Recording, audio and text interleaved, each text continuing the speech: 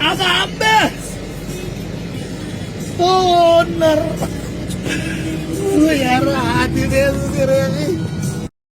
After watching a video like this, I asked myself, how is it even possible for a human being to still have their dignity after they have been humiliated like this? This is really, it is painful to watch what is happening in Africa to other black African fellas who are just trying to survive, who are trying to make a living. How can we be proud Africans? How can you say I'm proudly African? How can you say I'm proudly Zimbabwean? How can you say I'm proudly Malawian? How can you say I'm proudly Mozambican? If you think about it, this is not a once-off occurrence. These things happen every single day. There are people who are living like that, running away from law enforcement in South Africa. It's not South Africa's problem. They are just carrying out the mandate that they have as law enforcement to make sure everybody complies with the laws. If the country that you call home has failed you, has failed to provide the comfort, the needs that you have as a human being, and then you decide to run away from home to try and find other opportunities somewhere else, and this is what you are faced with, this becomes your new life, running away from law enforcement. And I'm not blaming the South African police for doing this. This is their job. They're just making sure they're enforcing the law. But my major worry and my major disappointment is where these people are coming from. They are governments. They are criminal syndicates masquerading as government. They have failed to deliver on their mandate as government. Because if you are a government and you are bound by the constitution of the land to make sure the well-being of the people, and you are not doing that, I don't know what you are. Not only are we even talking about that these governments are governments who put themselves into power, not being put by the people, but how can you have a normal day in the office when things like this are happening to the people that you are supposed to be serving? And it's not only 2 people. This video clip has few people, but we are talking about millions.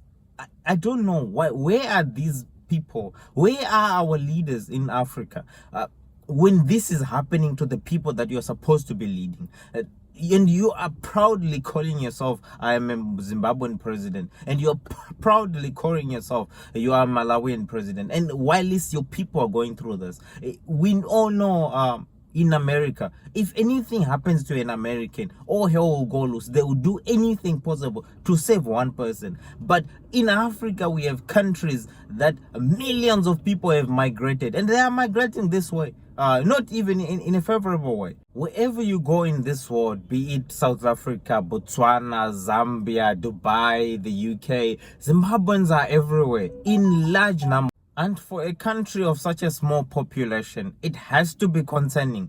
Do you really want to be governing a country with nobody? That's when you realize everybody has left the country. Do you want everybody to leave so that you can wake up and realize that you have a crisis in the country?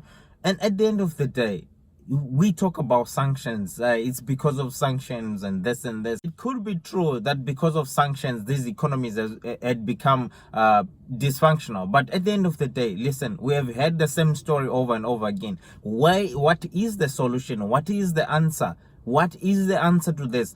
If you don't have the answer, why haven't you left yet? It's been 30 years. It's been 40 years. We are complaining over the same things. It's sanctions. Maybe it's you. Maybe you don't have the solution to the country's problems in the situation of sanctions. Because at the end of the day, so what is the answer? If you say because of sanctions, so what is the answer?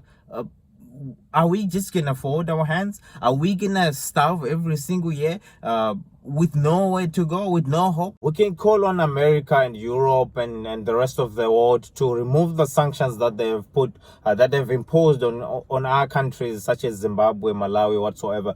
But at the end of the day, it's up to them to do it. If they don't, then what is gonna be the solution?